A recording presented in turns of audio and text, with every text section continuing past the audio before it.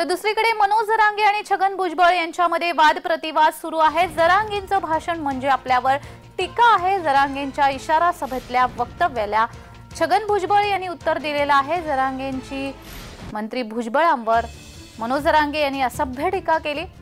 बीडमधील इशारा सभेमध्ये मनोज जरांगे यांनी छगन भुजबळ यांच्यावर असभ्य भाषेमध्ये टीका केली। यानंतर छगन भुजबळ यांनी याच्यावर वक्तव्य केलेलं आहे। यांनातलं कंडे यांचं सुरू केलं येईल ते येवल्याचं येडपट सगळ्या दुनियाचं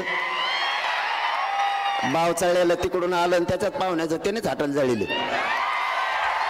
नाव आमच्या पोराचं घेते बधीर सगळ्या दुनियाचं। त्यांचं जे अर्ध भाषण ते फक्त भुजबळांवरच होतं आणि मग अर्ध असंच ते लेकरं वगैरे नेहमीचे त्याप्रमाणे। आता भुजबळांच्या बद्दल बोललं नाही तर भाषण करणार तरी काय, हा मुद्दा त्यांच्या समोर येणं स्वाभाविक आहे।